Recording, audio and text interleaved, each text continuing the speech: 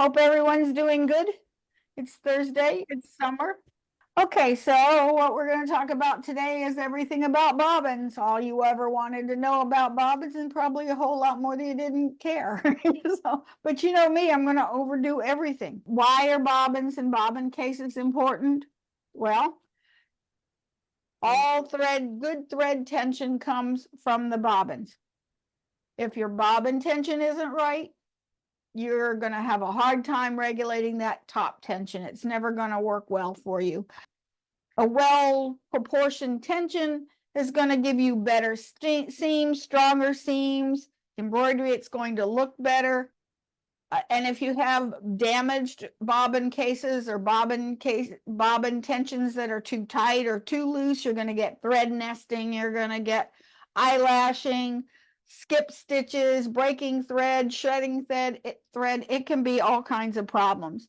Now, what is good tension? Tension is like a tug of war. This is the needle. Yeah, this is the needle tension, and this is the bobbin. I did them two different colors. You're going to do better if you have the same weight in the top and the bottom thread. That's one thing that's going to help you have better tensions. The other thing is that the tensions, this one in the middle is the good one right here, because you don't see really too much red going through. You also don't feel any knots, and you don't feel any knots there's little spaces, but there's no knots showing through. It's just because they're two different colors on white fabric.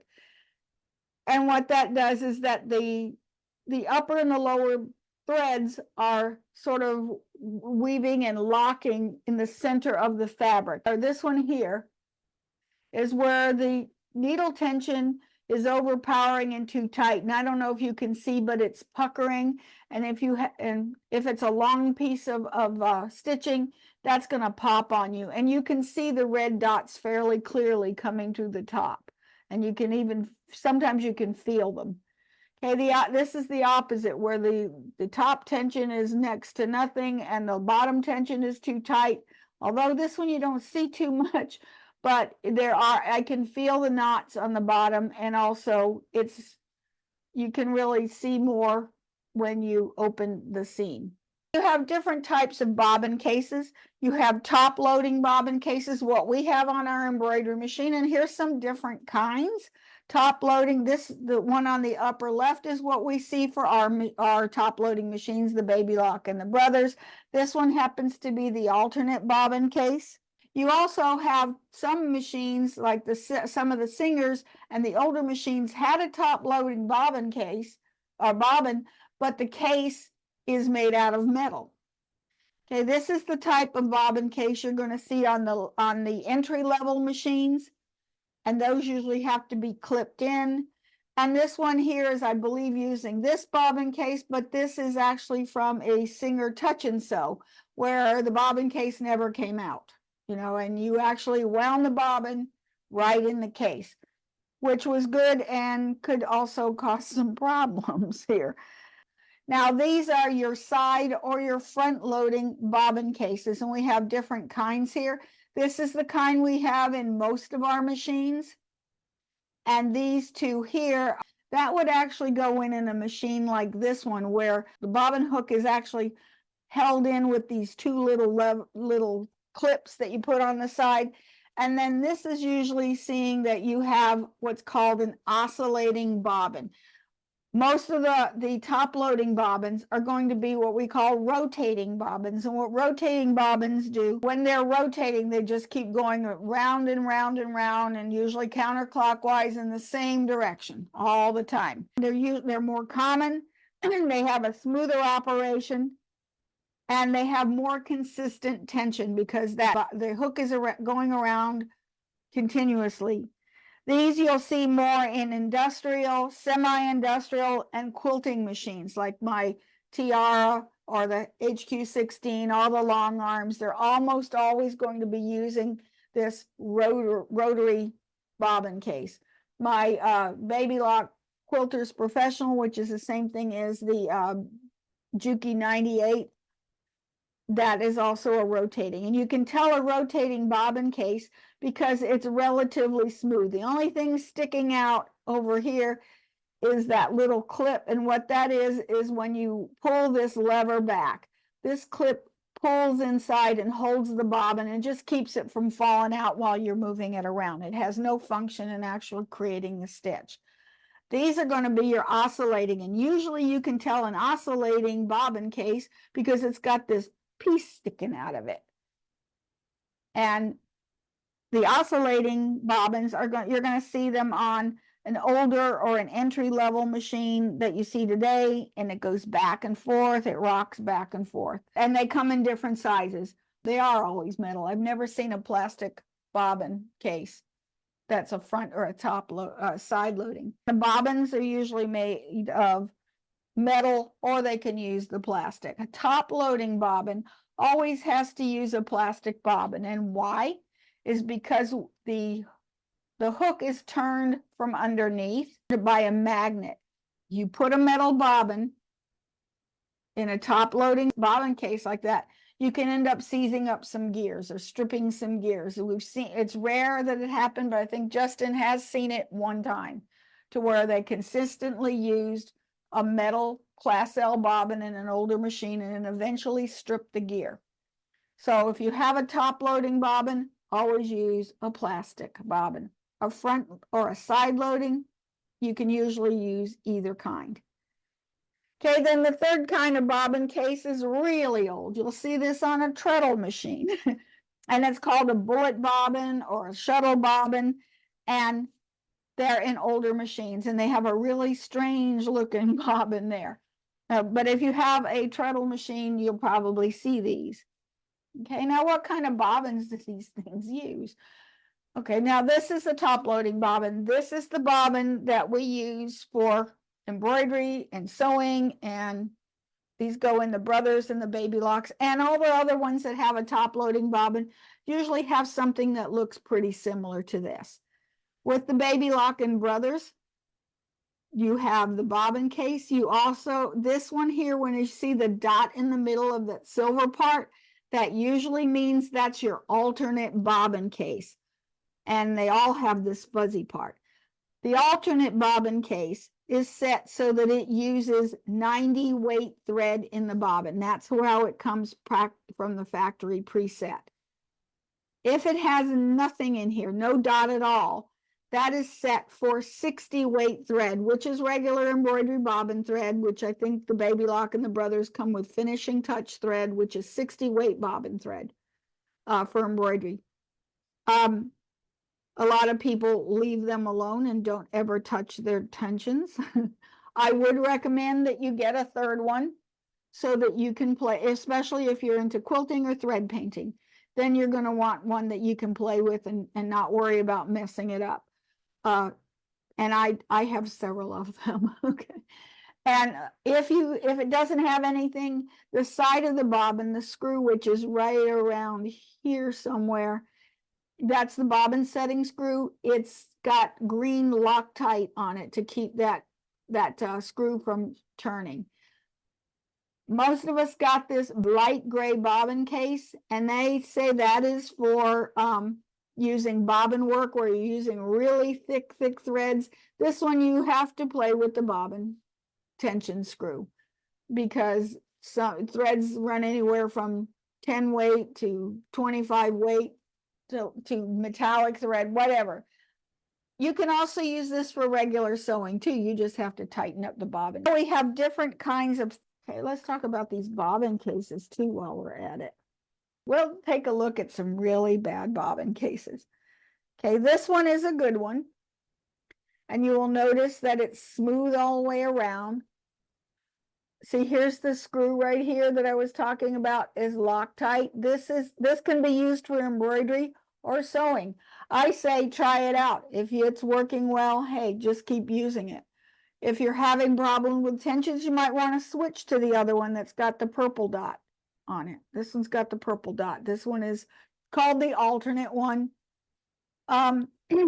This fuzzy thing is supposed to be there. It is not part of the black coat that you just had a thread jam while sewing and you think it got stuck. Well, what that does is it holds the thread while it's cutting. So that belongs to the cutter. These are damaged bobbin cases. Let's see, all right, over here. See what happens here? That's got a big nasty thing sticking out.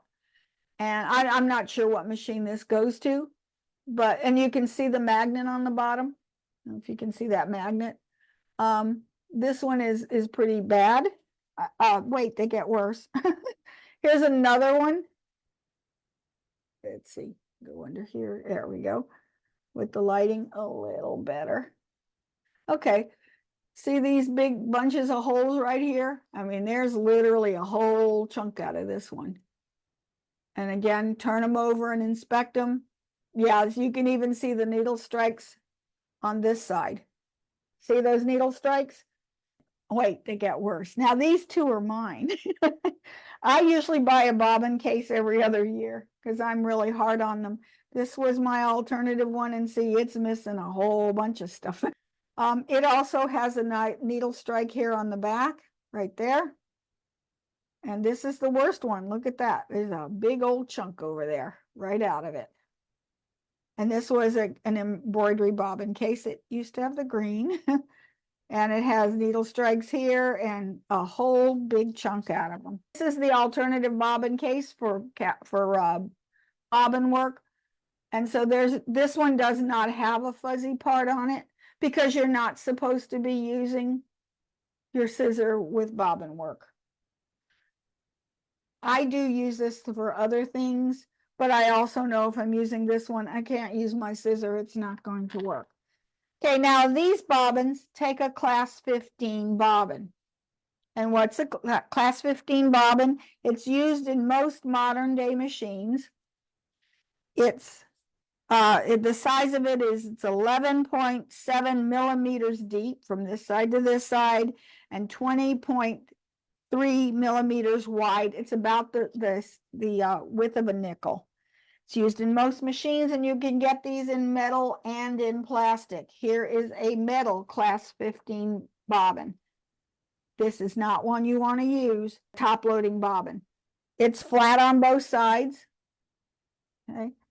Now there is also another bobbin, I don't have one here, called a 15J.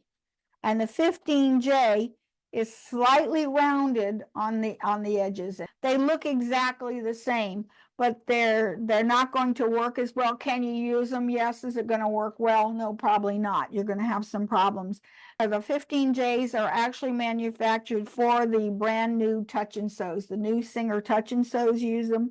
The Singer Companion, the Singer Confidence, and the Futura embroidery machines all use the 15J. It's also used on high-end dual voltage Janome machines. Both the 15 and the 15J are available in plastic, metal, and aluminum. And what's the difference between the aluminum and the metal? Well, this is a metal, but aluminum ones are lighter and it tends to wind a little faster. And then plastic. Now, the plastic ones, not all plastics are rated equal. Okay, we have, you'll see these two different ones. These are both class 15 bobbins. Both of them are flat on each, and they're exactly the same size. These are coming with pre-wounds, and they're made of cheaper plastic. They're, in fact, starting to crack and craze. You can see little ripples through the edges, and you can actually flex the ends with your fingers a little bit. And what happens is over time, actually a very quick time, that the plastic gets like a milky color. You can't really see through it. And if you can't see through it, neither can your low bobbin indicator. Now these come with pre-wounds. You can buy pre-wounds, and I like to use the pre-wound bobbins for embroidery because they are wound under pressure, and therefore they have about 3 times more thread in a pre-wound bobbin than you can wind yourself. These that are the darker color are heavier plastic. I can't flex them. They're less likely to cloud up and get really awful. The better the quality your bobbin, the better quality it's going to wind. The winding a bobbin, you see how this one is kind of cone shaped? It's not really a very good wind. They should be straight up and down. It should be straight up and down. It shouldn't be one end higher than the other. That can be fixed by, depending on the machine. Some machines have a screw on the back of the bobbin pre-tensioner, which is that little disc right in front of the bobbin winder. Sometimes you can raise and lower that. If worse comes to worse and you can't figure it out as it's winding, I usually will take my finger and raise this thread up and down as it's winding to make sure that it winds straight. Will this work? Probably. Could it work better? Yeah. Then we have L-class bobbins. Here's different forms of them. Baby locks are kind of like a pale blue when you buy their bobbins. This is a really good one. We have, this one is a pre-wound bobbin. This is the Nebs. This is for embroidery. This, you really can't reuse it, although I've tried. And the reason you can't rewind these is that there's no notch to clip into the bobbin winding system. Oh, the other thing I wanted to say about winding on the cheap bobbins, whether they're L class or the 15 class, is that you can wind these too tight and you can put too much on them. And because this outside is weak, when you fill it too much, what happens is this spreads out. And see this one, yeah, this one's going because there goes the bobbin. Doesn't take much pressure to break the bobbin. This one is a pre-wound. This is for embroidery. It's got 60 weight thread in here.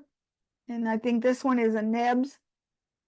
This one might be even 90 weight. This looks really thin. And if I'm using the 90 weight, then I will use the bobbin case with the dot. The L bobbins also come in metal. And in the metal ones, these are made for like the Juki, the front loading or a side loading bobbin. You wouldn't use this in an embroidery machine. They come with pre-wound with cardboard. Now these I would use in an industrial machine like the 6 needle, the 10 needle machine. You can use these. These are made by Coates and Clark, but you can get, our Superior makes them as well. They're pre-wound under pressure. These you do not want to use in a top loading bobbin because unless it is clear plastic, you have no low bobbin indicator. In the old days, this is all we had. They didn't make them any other way that we would, to tell whether the bobbin was getting low, we would pull the cardboard off. If you have, this one is takes a class 15 bobbin, and you can tell because it sort of comes to the top where the L bobbin sinks way down in there. If it's sinking down in there, you're not going to get good tensions. Can you use these? We bought lots of these when we had these machines, and when they switched to a class 15, I have 3 boxes of these things. So can you use them? Yes. In the class 15 bobbin case, you want to use this bobbin leveler because when you put it together with a bobbin, these are now the same size. So you can use this. You just have to drop that in. Drop your bobbin in, and it's now the same height. So yes, you still can use them. Again, not with metal bobbins. There was also ones with nothing in here. These, I guess, would be good for a multi-needle machine. I don't like them in this kind of machine. I've not got good results with it. I have, however, rewound these onto regular bobbins and have used them fine. The L bobbin, it is 8.9 millimeters in diameter, so it's thinner. It's 20.3 millimeters wide, which means it's the same size as the class 15 bobbin as far as the width. They come in both metal, aluminum, plastic, and what they call MagnaCore. MagnaCores are quilting machines because like the APQS quilting machines use a class L bobbin. And a lot of those people like to use the MagnaCore. And what the MagnaCore is it looks like this, except this would be a magnet. Those magnets are either recyclable or you can just dispose of them. The MagnaCores can only be used in a bobbin case that does not have a backlash spring. And what's a backlash spring? Okay. This inside here is a backlash spring. When you're quilting, thread painting, and that kind of thing, it keeps it from back spinning. So what happens a lot of times is you start stitching and this thread's coming out pretty fast, and then you change direction. All of a sudden it keeps going, but it's not grabbing any more thread. It's just simply changing direction. And this will slow down bobbin so that you won't get a nest on the back or eyelashing and that kind of thing. So these are used. So if you have a machine that has a backlash spring, you would want to take it out. This is the L bobbin for my Juki machine, and it does have a backlash spring. It's really worn out too. But if you don't have it, there is something you can use that will help slow down that backlashing, and that's these things called magic bobbin washers, made by Little Genie. It's a little Teflon, looks like a reinforcement, and this one is so worn out that I need to replace this bobbin case for more than one reason. But in the meantime, I can put this in here and then put the bobbin on the top. It doesn't add any bulk to it, but it helps eliminate some of that backlashing. Other bobbins that you have that are available are Singer bobbins. These are called the 16-31-31 bobbin, and these are made for earlier touch and sews, like the golden touch and sew, where the bobbin was wound inside of the bobbin case. You didn't even have to take it out.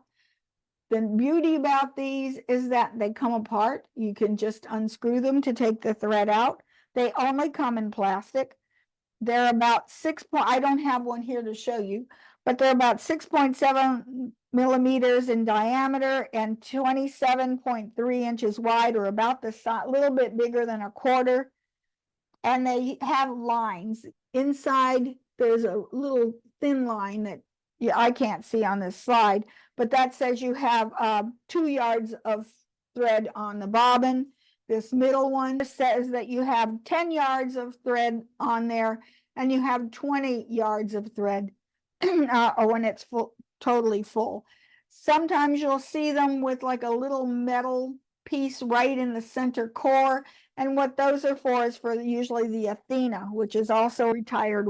The next one, there's the bullet, and it's about 33.4 millimeters long and 9 millimeters in diameter, and this is for treadle machines. This is for the older Bernina machines, and it's distinctive by the X's that are in the middle of the core. It's about the same size as a class 15 bobbin. Not much difference. It's 10.6 millimeters deep, 20.5 millimeters in diameter. The inside of the core, it's a smooth round circle. There are no notches in it. If you'll notice on the one on the right, which is a 15 class bobbin, you see a notch over about where it's maybe 10 o'clock on that center ring. And also that flange that's sticking up at the top is a little flatter. That notch is there so that it can fit into a bobbin winder. Bernina only uses Bernina bobbins. I forgot one for Singer. Singer, there's also another one called a class 66 bobbin. Looks just like an L bobbin. It's about the same size as an L bobbin.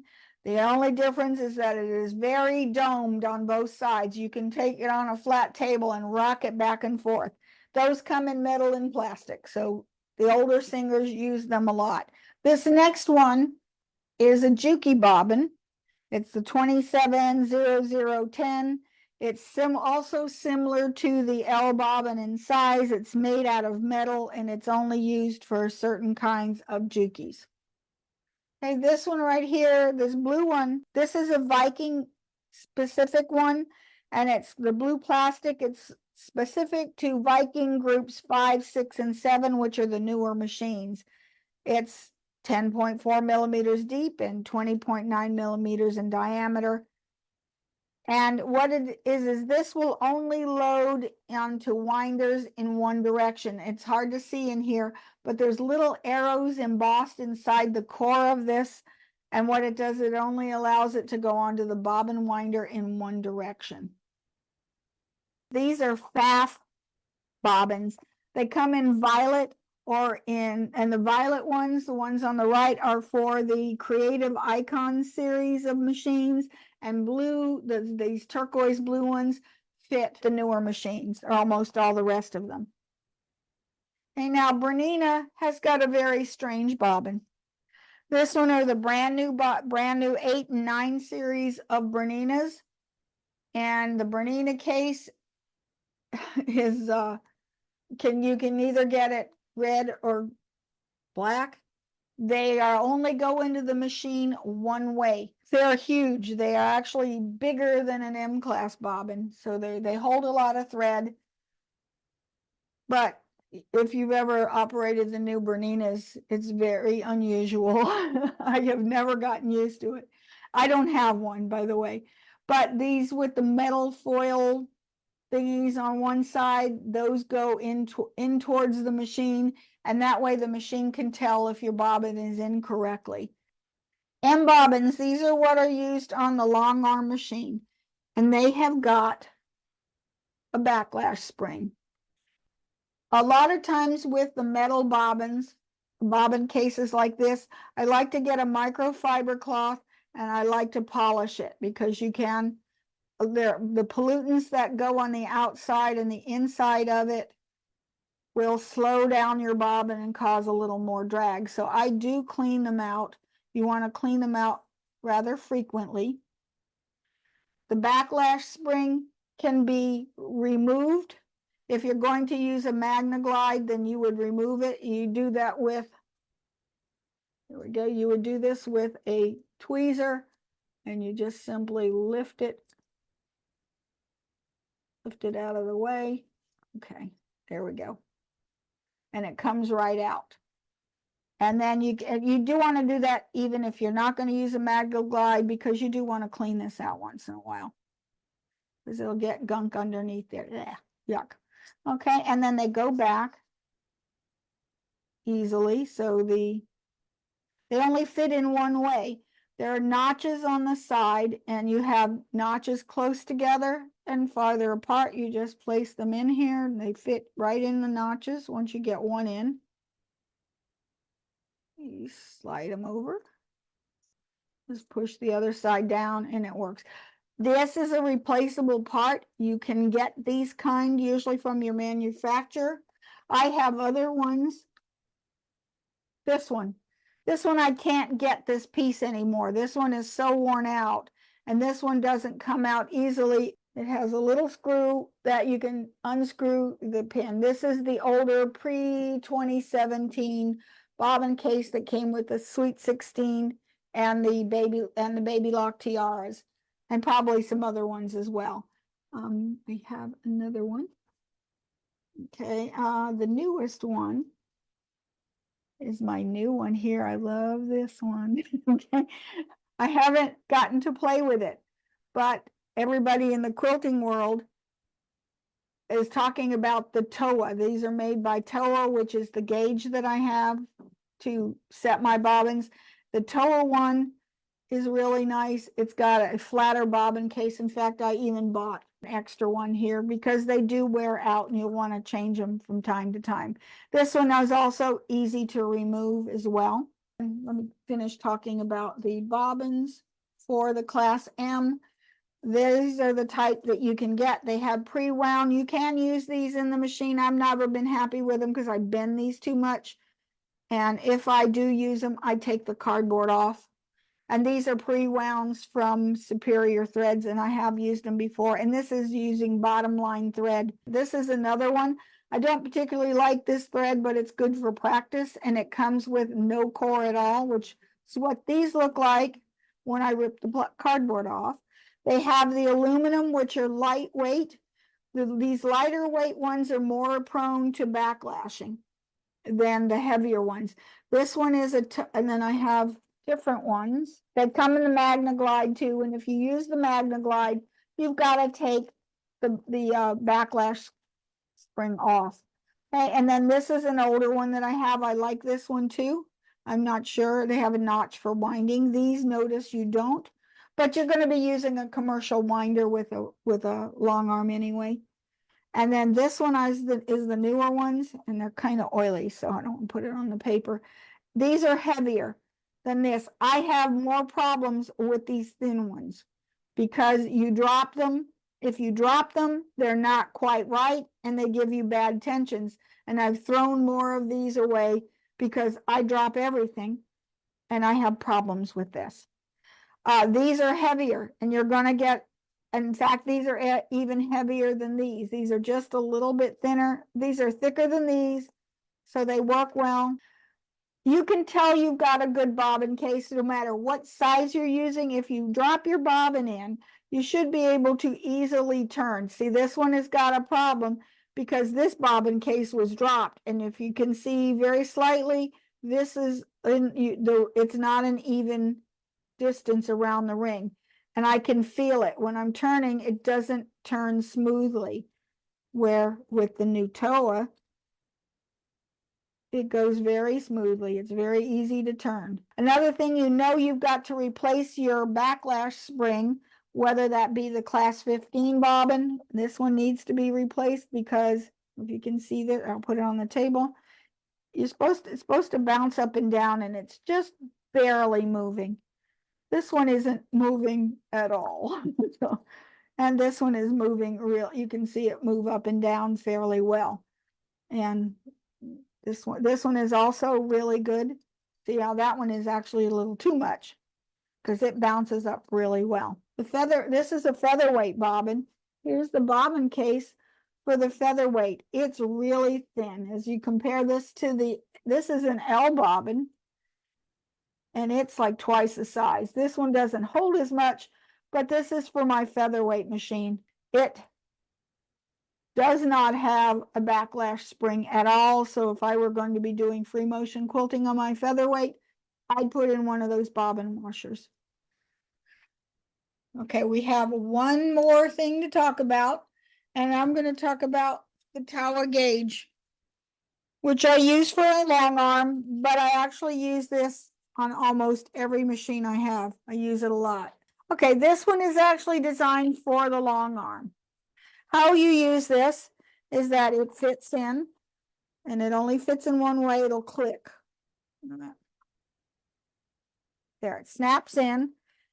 Then you take, oh, I got my thread caught underneath. That wasn't good. Okay, you thread the bobbin case as usual. And I test this for every bobbin I wind. Okay, you pull it along the track and you run up and down and into here and then give it a steady pull. This is running a little bit tight. For my quilting machine, I want this to run with approximately about 180, and I don't know what that is, 10 nm ends. I don't know what that is, but if I pull it, it's a little too tight. I like it at 180. So then you can actually reach over here and give it literally a 1 degree turn, righty-tighty, lefty-loosey. Okay, that's about 150 to 180, and that's where I like everything to go. Now, this is going to change with every thread that you use because some threads are thicker than other threads.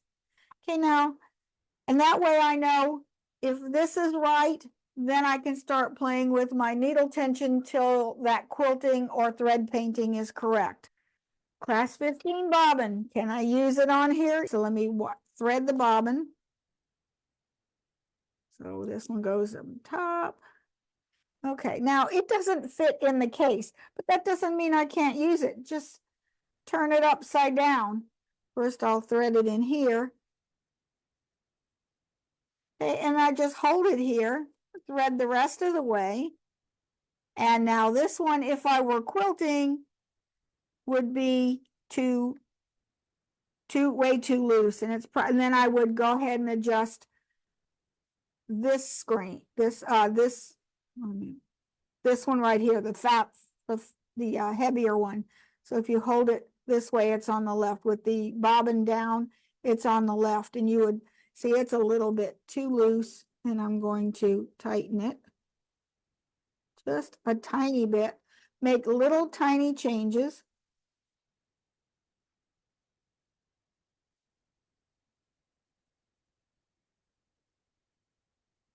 That's about right now. Sewing's going to be different. You're going to have to try it. Usually keep a little notebook as to what you're going to be doing. Now, I can even use it on this featherweight. Same thing. Run it through the pulleys. Hold it on the outside so that you're not touching the bobbin itself, keeping, oh, whoa, that one is really heavy. This one is really way too tight. In fact, I can't even pull it. Broke.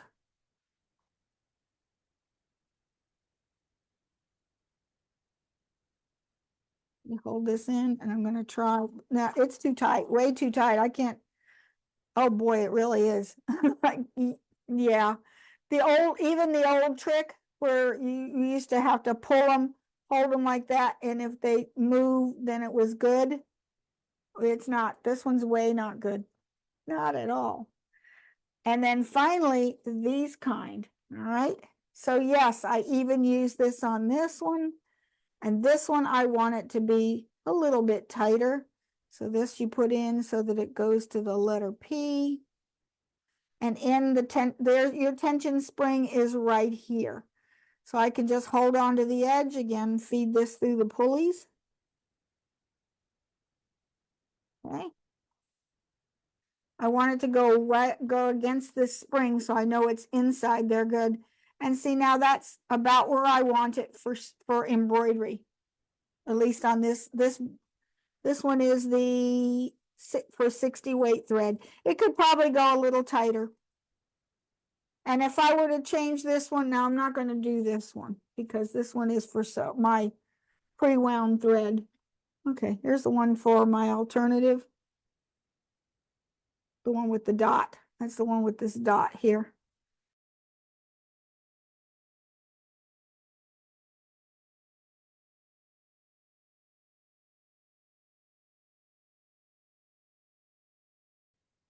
Okay, and I'm holding it so that it's pulling against the spring and it's way too tight.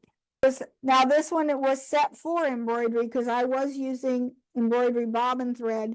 And look, let's even put an embroidery bobbin thread in here. Here's a nibs, which is what this was set to.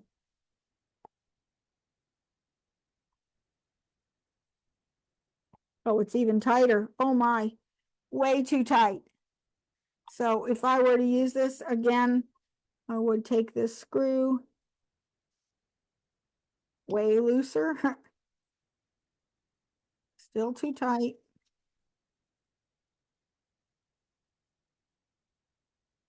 Do a whole quarter turn this time. Getting better, but not wonderful. Okay, for embroidery, this is what I like. For embroidery, I like this to be about 250. Why? Because I want that bobbin thread to go underneath. I don't want it to show on the top. I don't have one here. When a satin stitch, you want to see on the back where you see the white thread with the colored thread wrapping around 1/3 on each side.